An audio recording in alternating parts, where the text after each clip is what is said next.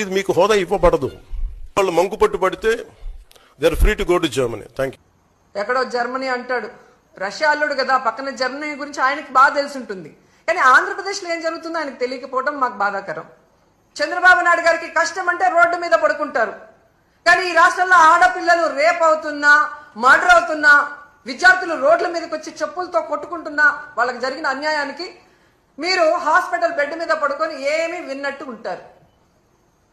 మీకు నిద్రపోయినా, మెలుకున్నా, అసెంబ్లీకి వచ్చినా, బయటికి వెళ్ళినా ఎప్పుడు జగన్ జగన్ జగన్ జగన్ ఎలా తిట్టాలి, జగన్ మీద ఎలా దుమ్మెత్తిపోయాలన్న ఆలోచన తప్ప మరొకటి లేదా? 9 నెలలైంది మీరు అధికారంలోకి వచ్చి. మెజారిటీ సీట్లు మీకున్నాయని గొప్పగా చెప్పుకుంటున్నప్పుడు 11 సీట్లను ఎక్కిరించే మీరు 11 సీట్లున్న జగనన్నకి ప్రతిపక్ష హోదా ఇవ్వడానికి ఎందుకు భయపడుతున్నారు? ఒకవేళ మీరు గవర్నర్ స్పీచ్ లో చెప్పినట్టు గత ప్రభుత్వంలో జగన్ గారే తప్పులు చేయడం వల్ల నష్టపోయి ఉంటే ఆయన ప్రతిపక్ష హోదా ఇస్తే అసెంబ్లీకి వస్తారు కదా, అప్పుడు నిలదీయండి, ప్రూఫ్లు చూపించండి.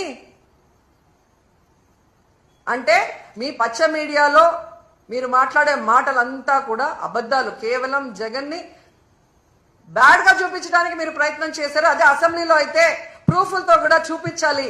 అక్కడ జగన్ ఎంత మంచివాడు, ఈ రాష్ట్రాన్ని ఎంత అభివృద్ధి చేశాడు, ఈ రాష్ట్ర ప్రజలకు ఎంత వెల్ఫేర్ చేశాడు, ఎంత డెవలప్మెంట్ చేశాడో చెప్పాల్సి వస్తుంది. కాబట్టే ఈ రోజు మీరు ఆయనకు ప్రతిపక్ష హోదా ఇవ్వడానికి నిరాకరిస్తూ మేకపోతు గాంభీర్యాన్ని ప్రదర్శిస్తున్నారు అనటంలో ఎటువంటి సందేహం లేదని కూడా ఈ సందర్భంగా తెలియజేసుకుంటున్నా.